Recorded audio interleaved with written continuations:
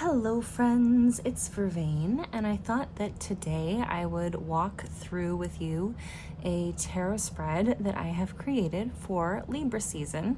And there is also an accompanying similar parallel tarot spread for the full moon in Aries, which takes place during Libra season.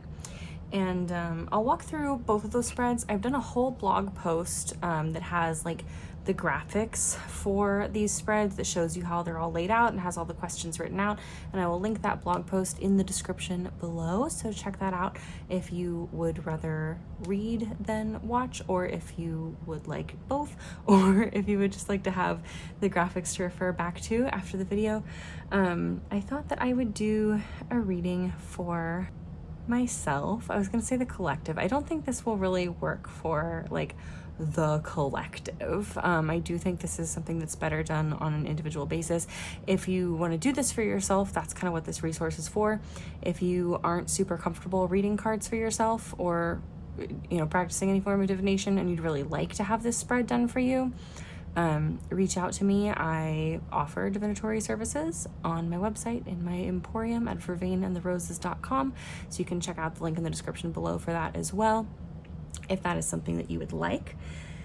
And yeah, I'm using today, what else I was going to say is that like I am going to read for myself, but also if this resonates with you, it's for you, like if you hear the things that I'm saying as I'm interpreting this reading for myself, which is really just intended to be like an example of how this spread would work and how you might interpret cards in this in the context of a spread like this. And also this is going to be a fun way for me to get to know. I've done my interview reading with this deck, but that is the only reading that I have done with this deck so far. This was just sent to me by my good friend Katie, who I believe is also here on YouTube as Katie Sees Tarot. I believe that's her channel name, but I will link her channel in the description below as well as a link to check out this deck if you are interested. I think this is just a gorgeous, gorgeous deck.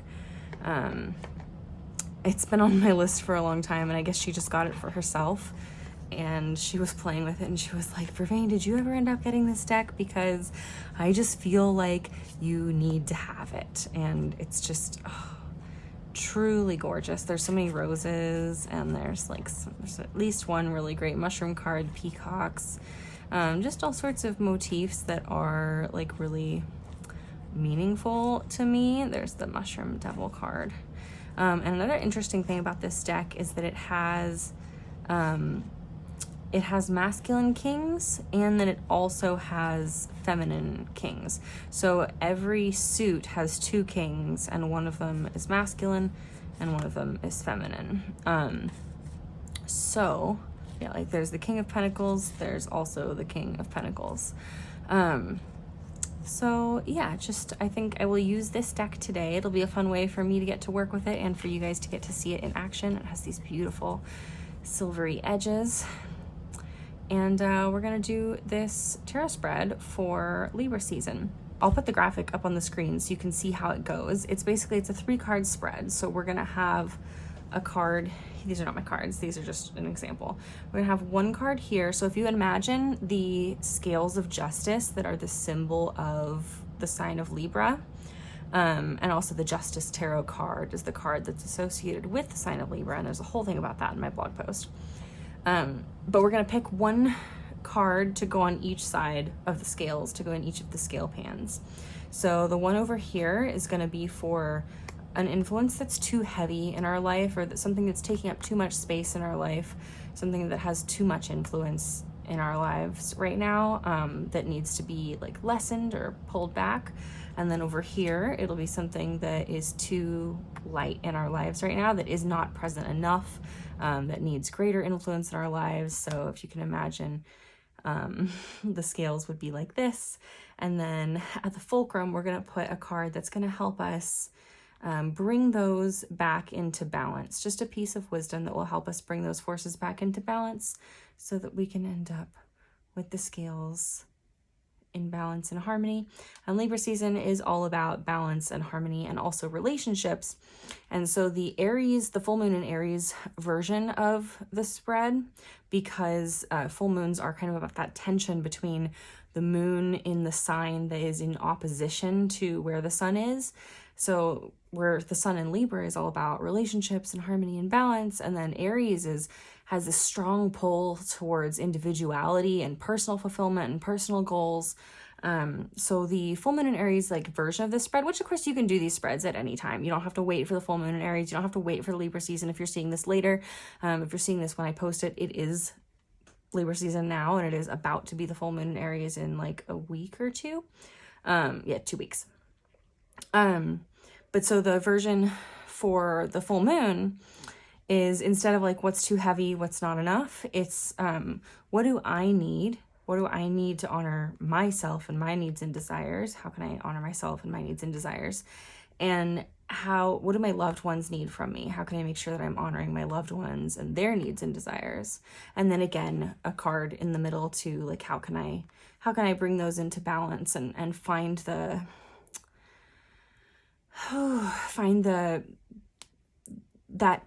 point of balance where everyone gets what they need and no one is giving too much, or whatever. So that is going to be, I am going to do that one for myself, but I consider that one a little more personal. And there may be things in my interpretation that I don't share with you for this one also, but anyhow, I thought we would get started on that. So I'm going to begin by shuffling. And with the metallic edges cards, I don't like to do a bendy shuffle because those can make the metallic flake off over time. And so I'm just going to kind of do this guy. I did a tournament shuffle with this deck the other day. Ooh, we've got some jumpers. So we'll look at those in a second. I just feel like this is the one that goes over here. And I feel like this is the one that goes over here. And I guess this is the one that goes up here. So let's look at these jumpers. We're not going to look at all of these jumpers because there's like 4 cards here. Yeah. And this one, there's 2 cards here. Yeah. So we're just going to look at these 2 that were on top of those. So we have the King of Pentacles and the 10 of Wands. And it's funny because so when I did my deck interview for this deck, I'll put the picture up on the screen because I took a picture of my deck interview. It showed me, I was kind of asking like, what is, when my deck interviews, I always ask like, what is my relationship with this deck going to be? Like, what are you here to work with me on? Like, what area of my life are me and this deck destined to collaborate, let's say. And I got a bunch of cards that just very clearly depict, it was like the Lovers, the Page of Cups, I think, and the 4 of Wands. So it was very clearly like partnership, child, home, like home and family. And it's funny because I look at this and I see King of Pentacles, 10 of Wands, especially with all the flowers. I was actually literally telling my 4-month-old baby, so I hope she's not taking this to heart. And, very lightheartedly and jokingly, I was like, look, Rosemary, this is me and this is you because you're a beautiful flower and you're a ton of work. And she's crying right now. So I will come back. She's just woken up from her nap. So I will come back. But I feel like I can already tell this reading is going to have something to do with like the family dynamic. Because this is, I'm recently become a stay-at-home mom. And so my husband is the King of Pentacles in the family. And I deeply resonate with this in my home right now. So I'll be back in a bit to finish this reading. I'm going to go attend to my beautiful, precious, lovely, darling baby. Okay. Now it's only been a couple minutes, but the light has really changed. Is that any good? No, let's try and do it without the light. I think this is enough natural light to be getting along with. And we have a special guest with us.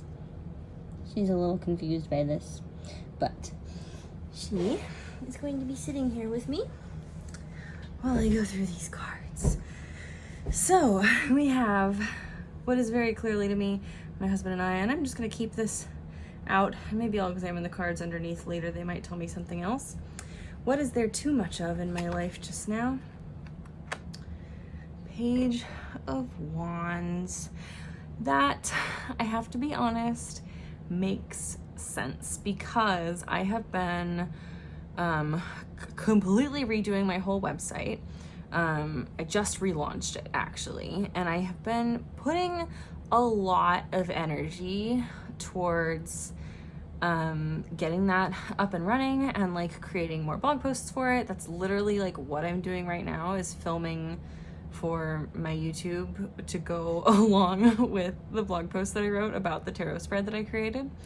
And the Page of Wands, like Wands is all about our passions and the things that we want and the things that we are working towards. Pentacles can be working towards as well, but Wands is especially about like passions and ventures, and I feel like creative endeavors, and the Page is about like just starting out.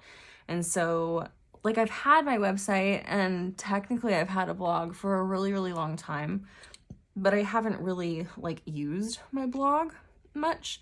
I actually had like an internal impression that I did use my blog fairly frequently. And then as I went to go migrate my website over, I was looking at it and I have like one post in the last year, probably, maybe two posts in the last year. And then like I posted my lyrics for my album, which I've taken off the blog now. So basically I have not really been using it until recently, and I've been really heavily focused on it. And that is something that I'm passionate about, and that is something that I want to continue to focus on, but probably now that I've got it like launch ready, it's time to get into a pattern where it's a little bit less of like all that all the time, because that is kind of what, like, other than working I was gonna say working on the baby, other than taking care of my beautiful, sweet baby Rosemary, working on this website and like doing the bare minimum to keep up with laundry and cooking and dishes and stuff is like all that's been happening. No forward progress has been made in any other part of my life, just absolute bare minimums. So I can see how this could be very true, this taking up too much space and having too heavy of an influence in my life. So cards, tell me then, what is there not enough of in my life? The Hierophant, which I always read as structure. There's a couple cards that you can read as structure, but like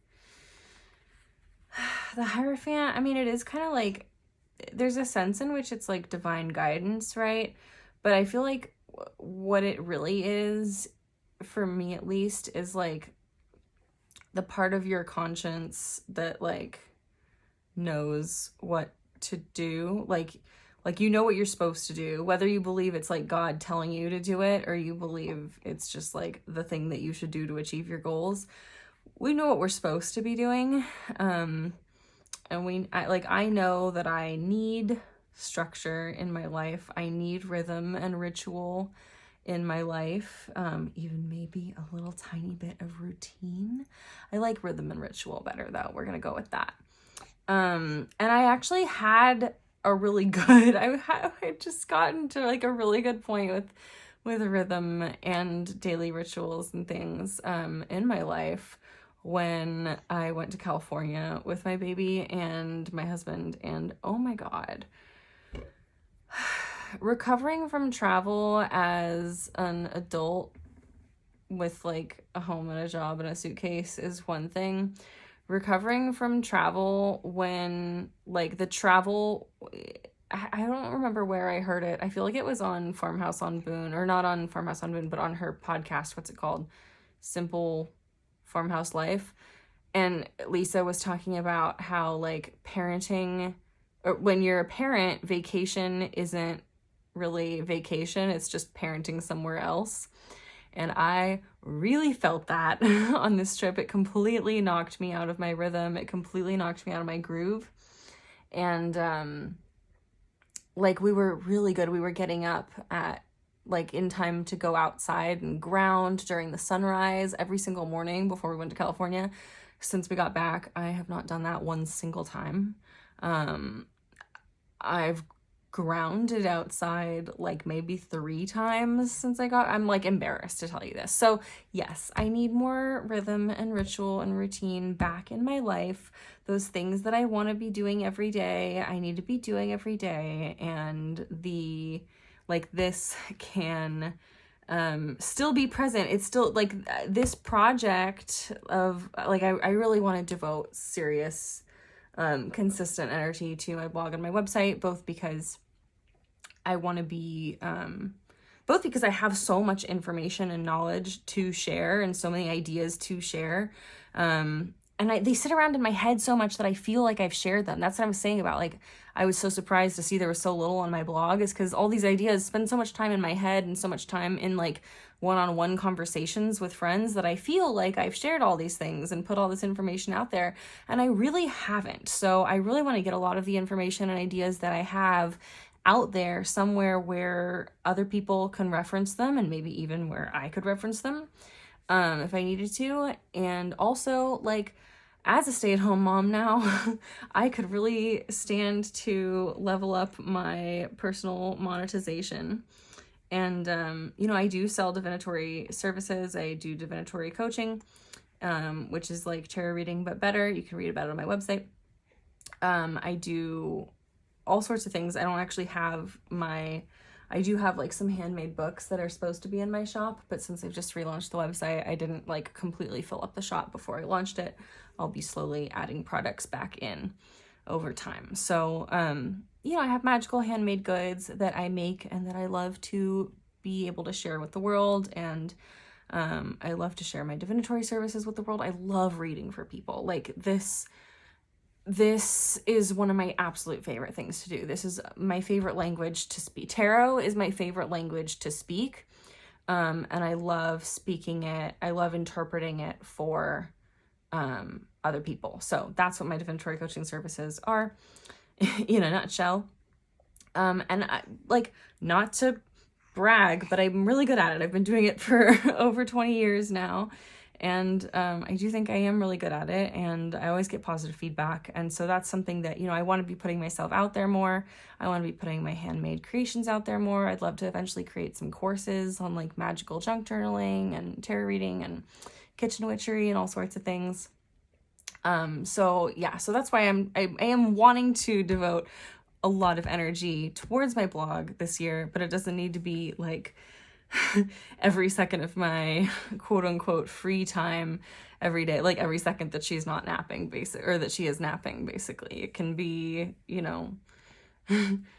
a couple hours a day at night after she goes to sleep, and then I can use during the day for all those other things that I know in my heart and my soul that the divine is speaking very clearly that I am supposed to be doing. So this is actually, I was a little afraid. I'm always afraid when I like get on camera to read that it's going to like take me a minute to figure out what the cards mean. 'Cause sometimes it takes, oh, hello. Are you getting a little antsy, Rosemary? You've been very cooperative. We've just got one more card. Do you think we can make it through one more card? I think we can. So how are we going to bring these back into balance with this? Ooh, with the Six of Pentacles. I actually got this in my deck interview. And it's funny because of the cups, I had initially thought, I read Six of Pentacles and I thought Six of Cups.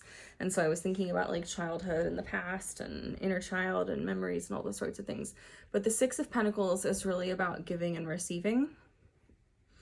And of course we've got the tea on here, and these ladies and the tea, like, because it's so, there's a lot of like Japanese inspiration here, possibly Chinese inspiration as well. This looks like, chinoiserie back here. This makes me think of Guan Yin, who I don't work with as much anymore just because I'm not in tea service so much anymore, but Guan Yin is definitely still part of my practice. And so I definitely think of her when I see this card. This specific card in this specific deck, not just like the Six of Pentacles in general. But the Six of Pentacles is about giving and receiving, and that can apply to mercy, which Guan Yin is all about, and compassion, which she's all about. The quality of mercy is not strained. It droppeth as the gentle rain from heaven upon the place beneath. It is twice blessed, Rosemary. It blesseth him that gives and him that takes.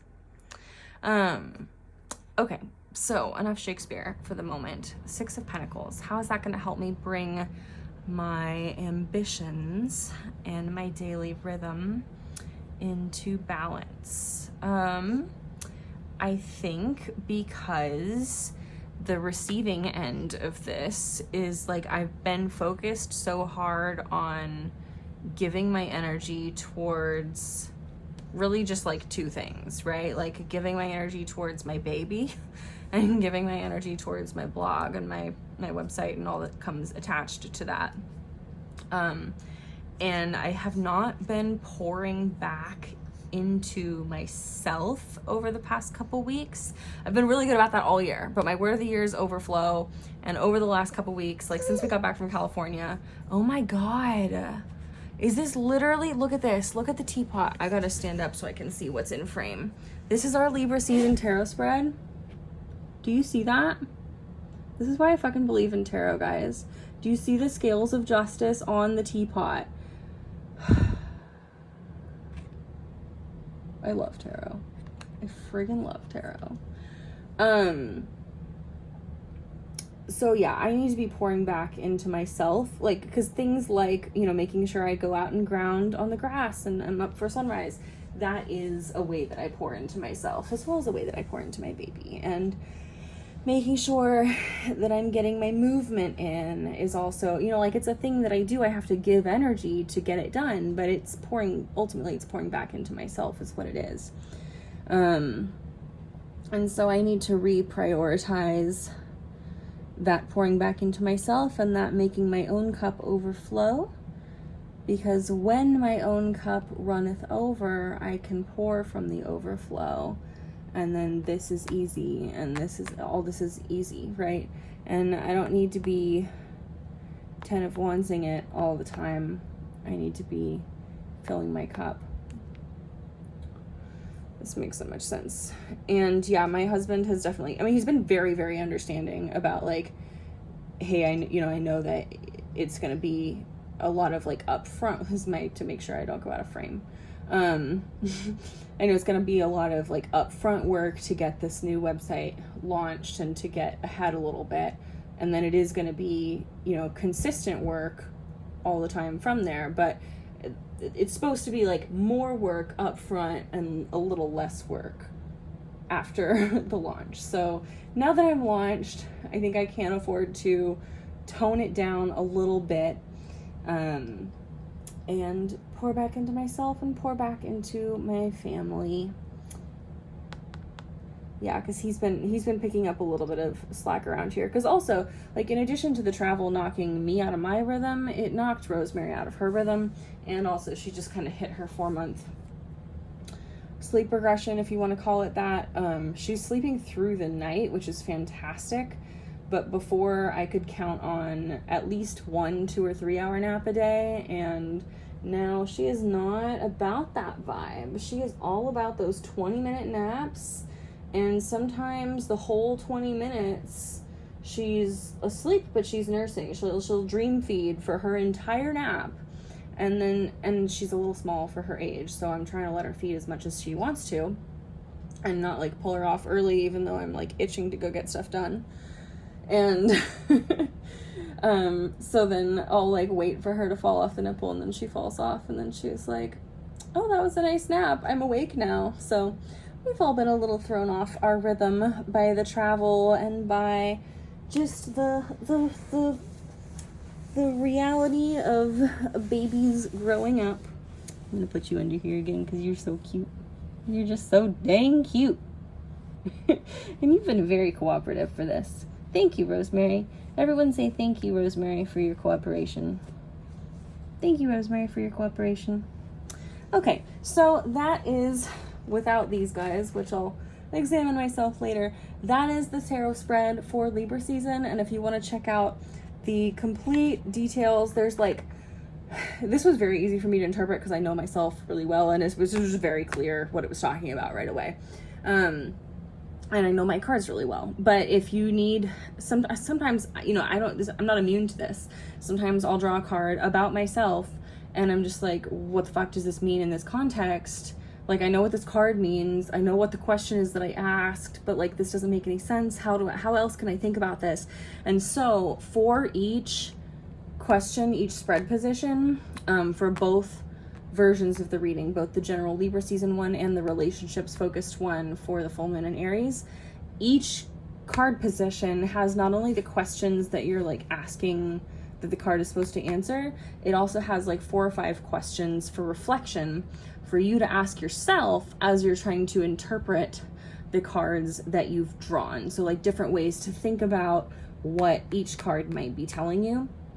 And that is all in the blog post, little feet, which I will post in the description below. And I would love if you would go check it out. And I will see you soon in the next video. And once again, this is the Tarot of Mystical Moments, and it was sent to me by my beautiful friend Katie, and I will post her YouTube. She does like tarot deck flip throughs and reviews and stuff. So if you like this, you'll like that, and I'll send you, no, I won't send it to you, but I'll post it in the description below. So with that, I hope you have a wonderful, magical day, and until we meet again, seek beauty, be well, and leave a little magic wherever you go. Bye.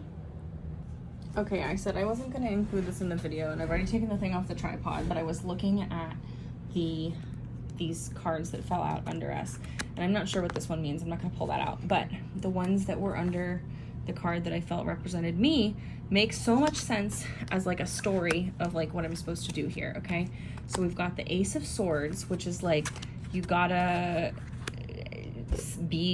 like set the clear boundary, right? You gotta make the cut, about like, you know, cutting, limiting the time spent on the things that I'm super passionate about so that I can spend enough time pouring back into myself and make sure that I'm sticking to my rhythms and rituals, for everybody's best possible outcome. And then the Nine of Cups is another overflow card. It's the card of like self-fulfillment, emotional, like being whole in yourself emotionally. So like make that cut, overflow, pour from the overflow, and then King of Pentacles, the feminine King of Pentacles. So I told you this deck had feminine and masculine. So the one that came up that I thought was clearly referring to my husband was the masculine King of Pentacles. And then at the end of this path that it's kind of, I think, telling me to walk is the feminine King of Pentacles, which is, I feel like, a really great omen, because that's like kind of what I'm trying to do, right? It's like I want to help provide for my family too. This is like so blurry and such bad quality now that I've taken it off the tripod and the light's going away, so sorry. Anyhow, that's just a little bonus, and I'm gonna actually leave now, so bye bye. Say bye bye, Rosemary. That works too.